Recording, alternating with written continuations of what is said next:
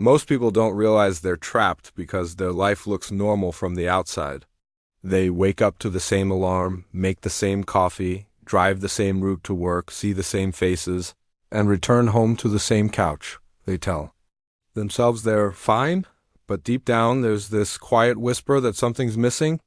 The comfort zone has a way of making you feel safe while silently keeping you stagnant.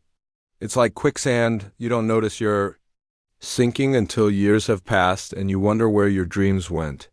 Comfort isn't bad in small doses, but too much of it is deadly to growth. The 1% rule teaches that you don't need massive change to transform your life. You just need small, consistent steps every day. The problem is, most people never take those steps because they're waiting for a perfect moment to begin, a sign that now is the right time. That moment never comes, so the cycle continues. Every time they think about starting something new, a side hustle, a workout routine, learning a skill, they imagine the effort, the discomfort, the risk of failure, and instantly retreat to what's familiar. The comfort zone whispers, "Stay here, you're fine." But fine is the enemy of fulfilled. The truth is, if you're not slightly uncomfortable every day, you're not growing. The 1% rule doesn't ask you to leap out of your comfort zone in one dramatic move. It asks you to take one small step beyond it every day until the edge is far behind you.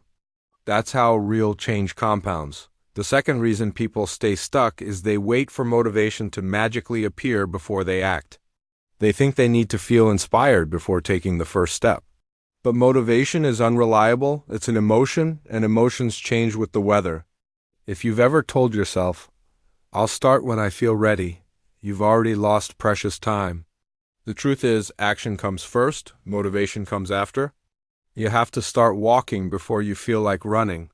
Think about it. You don't get motivated to work out by sitting on the couch thinking about working out. You get motivated after you've started moving. When the blood flows and your brain rewards you with dopamine, the 1% rule flips the script. Instead of waiting for motivation, it says, start with the smallest possible action. That tiny action sparks momentum, and momentum fuels motivation. But most people do the opposite. They wait, they stall, and they convince themselves. They'll try tomorrow. Tomorrow becomes next week becomes next year, and before they know it, they've lived the same year 10 times in a row. That's how the cycle of being stuck sustains itself, not through a lack of opportunity, but through hesitation disguised as patience. The ones who escape it are not necessarily smarter, luckier, or more talented. They simply act before they feel ready and trust that the motivation will catch up later. Big dreams can feel like mountains. You look up at the peak, see how far you have to climb, and your mind immediately tells you it's impossible. That's why so many people never even take the first step. They're too busy staring at the whole journey. The brain is wired to protect you from threats, and a massive goal feels like danger. It triggers doubt, fear, and the urge to avoid. The 1% rule works because it sidesteps that fear entirely. Instead of forcing yourself to leap 100 steps ahead, you focus on just one tiny move today. Write a single paragraph instead of an entire book. Do one push-up instead of a full workout. Read one page instead of trying to finish the whole novel. It sounds small, almost laughably small, but it's powerful because it lowers the mental barrier to starting. Once you start, something interesting happens. Momentum builds, and suddenly one push-up turns into 10. One paragraph turns into a whole page. The brain stops resisting because the action feels safe, and little by little, the impossible becomes possible.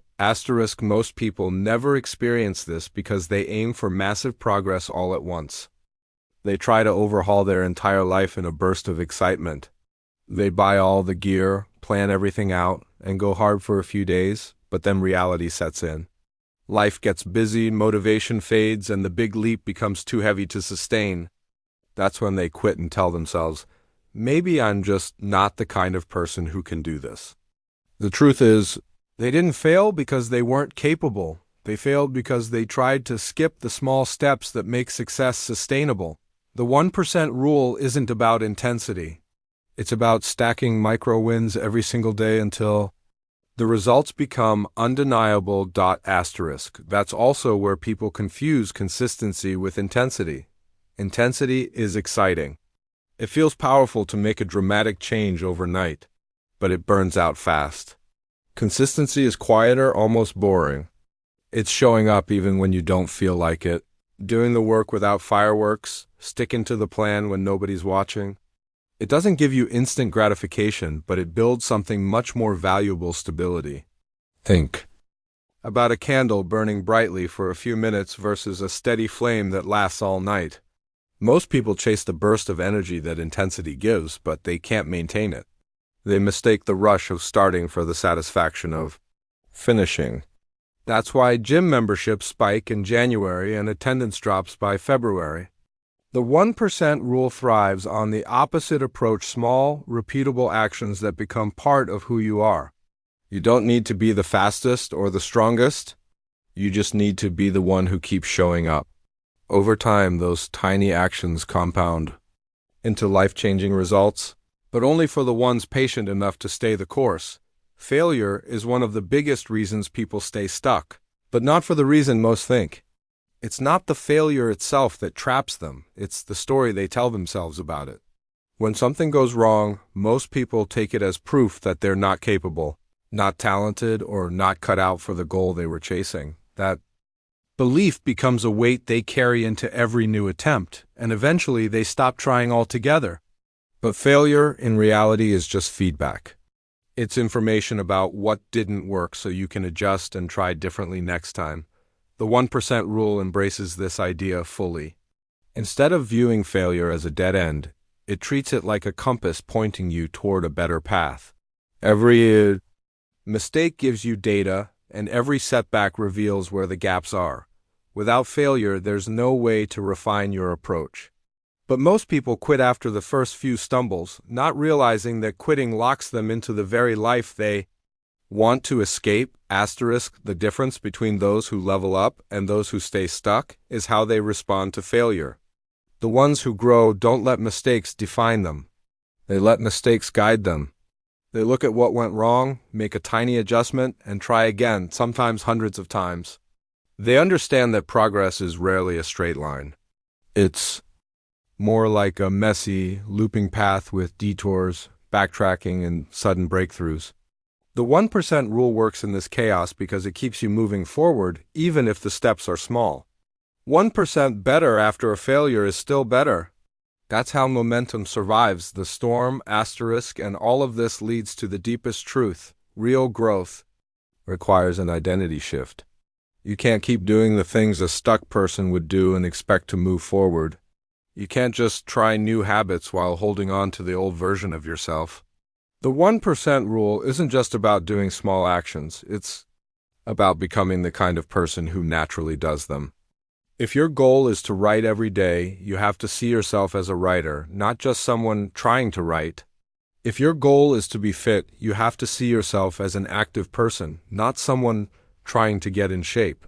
Once your identity changes, your actions follow automatically. Asterisk. Most people stay stuck because they approach change from the outside in, focusing only on what they do instead of who they are. They set goals, build plans, even get results for a while, but because their self-image never changes, they eventually slide back into old patterns. The ones who truly break free start from the inside out. They choose a new identity first, then let that identity dictate their daily actions. The 1% rule becomes effortless when it's no longer a strategy you're forcing yourself to follow. It's just how you live. That's the moment you stop feeling stuck. That's when you realize the loop you've been trapped in was never a prison made of circumstances. It was a prison made of habits, choices, and beliefs. And now, step by step, you found the key.